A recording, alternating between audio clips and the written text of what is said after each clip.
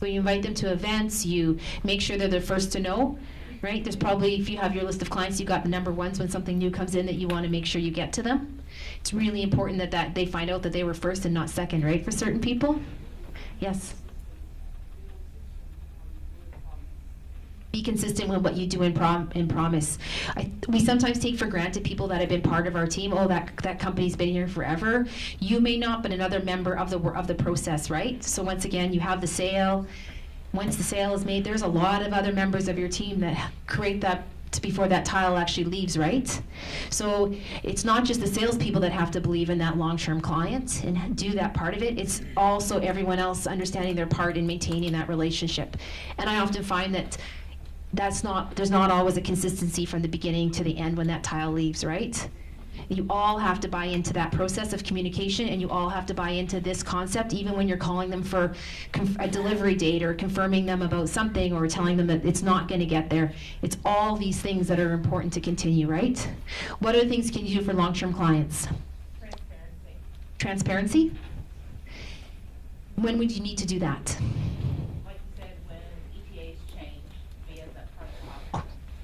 I'm sorry, I couldn't see I'm like trying to put your voice with my apologies. So when the dates change, letting them know, them not having to call in, right? You saying, I'm going to call you and let you know it's changed way before the expected date, right? Then they kind of get on board. What are other things you can do? Yes, over there. Okay. Yay. So I think all the ideas, but managing expectations is a huge part of all those steps of it, right? Over here at the necklace. I still think you don't thank these people enough for the fact that they have entrusted their most valuable asset, their home, to us, the business to us. And it needs to be constantly in different ways that we show them and say to them literally, thank you. Do you do thank you cards? The art of thank you cards Yeah. is lost, and I mean, I cannot send me, it's got to be an handwritten thank you card. It's a very cheap thing to do. Send it to me. We have lots of stationery available. Thank you cards. So the thing to think about is a thank you card is really not, it's lost, right? It's one thing to call, the email is okay, but a thank you card really goes a long way. And you can even plan to do it once a year for certain clients, or you can do different things, or if they have a family event that's going on and you know it's a big deal, you can just say congratulations. It's not just work. The client call, I think it's also being part of their life or their business, or if they've moved locations, right? Yes. We spoke earlier when you said about asking people how do they like to communicate, was mentioned earlier. And then we have their appreciation language. Do they like small gifts, words of affirmation, what are their appreciation? And then with bigger clients, I'd like to do a process listing, like how they like to be treated, and then have all the different people know about it. We have samples of that somewhere. Like the steps. For instance, in a house, are they tiling up to 7 feet? Or do they always use baseboards, and just have that on their informational sheet so that all the people helping them are consistent? And then the other thing is that when they say how they want to communicate, sometimes, and when I go on a visit and visit clients, one of the biggest things they say to me is, they say lots of different things, but something that's fairly consistent is that they're really great in the showroom. I love the tile. Everything happens, and then I don't hear about it. I don't hear from them. It's almost like they don't like me unless, I'm bringing you business. So I would recommend that you put a regular, note activity to once a month, or however you think it is, to just be contacting them. And it never fails that when I go or David goes and I don't see as many clients, as we always get another job. You know what I mean? There's always another job. Yeah, so it's really, I can't determine that for you, but if you don't just already put in the next time you're going to talk to them, because you want to find out how many jobs they have, how many things they're working on, and they're really not thinking about you necessarily. They really want to know that you care about them, essentially. For the sales teams, is that something you're doing now? Do you have kind of follow-ups for vendor A? You want to make sure you're talking to him or her every 3 months or 2 months. You just want to connect with them somehow. Activities, are reoccurring activities and opportunities on accounts, right? So, okay, just birthday gifts? Oh, sweet. Birthday gifts at work. Sweet, nice. I set reminders on my phone and they're in there forever, and I share them with my other friends in the industry. Yeah. So that they know when other people's birthdays are. It really makes a huge difference. Just stopping by with you with a card and something. Yeah, it doesn't have to be like a huge expense, right? It's just something specific for them, right? It's getting to know a little bit about them. I'm always amazed the number of people that appreciate when you give them something for their kids because they don't really want anything for themselves. So, movie tickets for their kids to go for them and a kids, it's like, I don't know, it's not very much money at home, but it's sometimes one of those gifts that you think about, or you give them something like, I don't need this. Do you have something for my kid in your goodie bag? And you kind of go, okay. So you sort of listen to your clients and say, oh, I'm getting enough of those requests. How can I transfer that to something else? So the thing about just what I would want to really recap about the whole idea is the number one way to build your impression is through accountability, right? We've heard that many times. If the ball has been bounced to you and the client expects you to solve the problem, you need to solve the problem. You need to give them the information, you need to help them with the situation. There's nothing really more difficult than that part of it.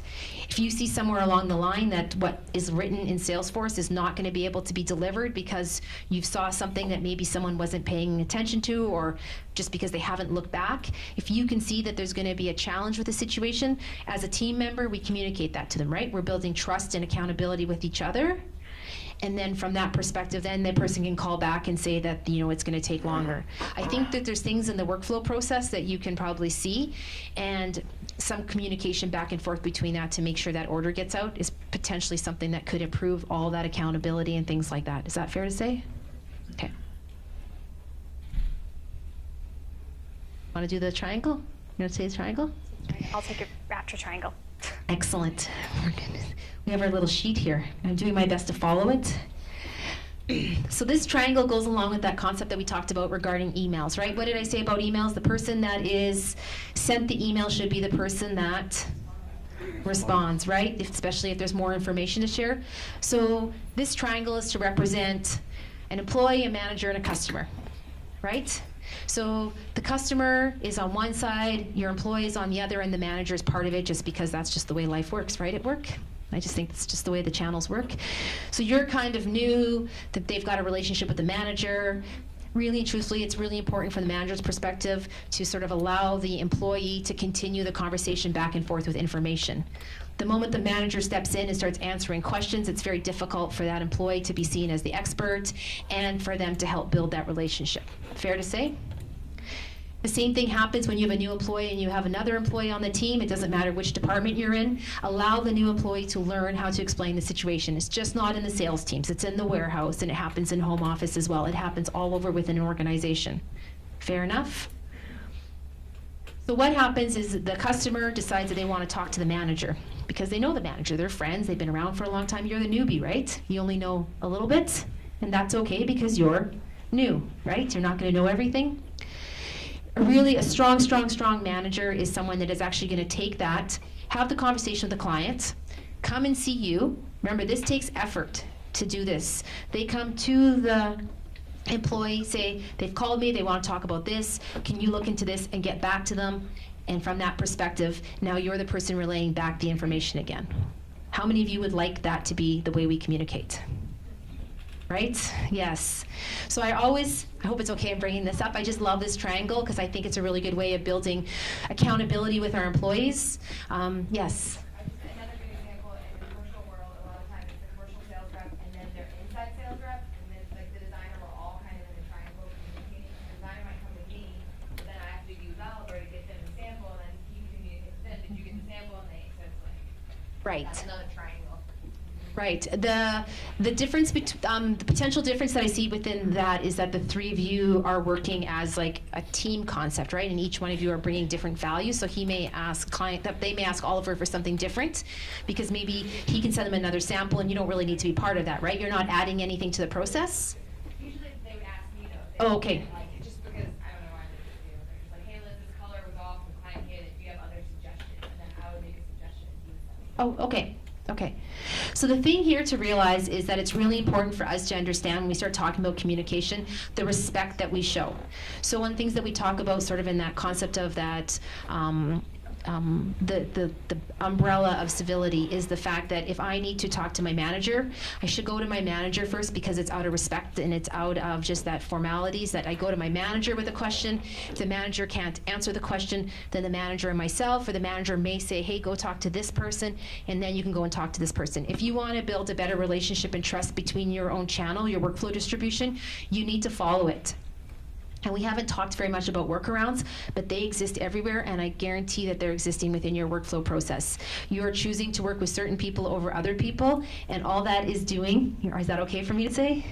Yes. So I'm just like, oops-a-daisies. I'm like, so workarounds happen all the time, and one of the things I continuously try, and like I really like workflow process, so one of the things I talk about is why is it happening, and can you try and stop it? And try and, if even in the past maybe we have not worked that well together, let's take this opportunity to start fresh, right? Let's try and work together. Let's try and start building our relationship back up again. Let's start at that balanced bank account. I have not tons of money in it, I'm not in negative. Let's just try and say I've got a few dollars in the bank account and we're gonna try and start working together again. Fair enough? So every time you create a workaround, you are creating more work for yourself. You're creating more work for somebody else. Someone else is not having the opportunity to learn. Because if I'm supposed to talk to Shane, and I go and talk Lisa over here, Shane is not getting the chance to learn how to answer my questions. So yes, you will know more because you've been here potentially longer. I have no idea who's been here longer. Like, I know that, but I just mean, I don't know when. I know. That's okay. Did I? I have no idea who people, actually I like in training when I don't know who people are. I find it much easier. So, no, I do. I just like it. Oh, is he? That's great. So I had no idea. That's funny. So I honestly had no idea. So the idea would be though that we need to give that person the chance to learn how to answer those questions. And maybe the person takes a little bit longer to get back to me and I can get a question quicker. But by the coworker answering it, they're causing part of the problem.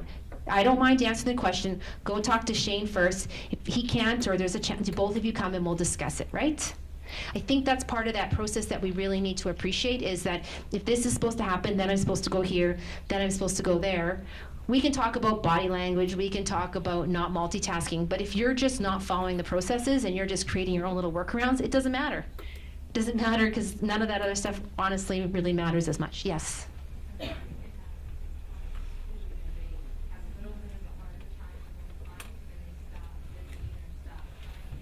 Right.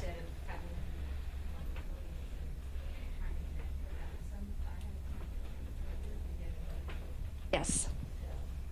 And that's what happens. Certain clients, you never know what it is that's going to make you tick, right?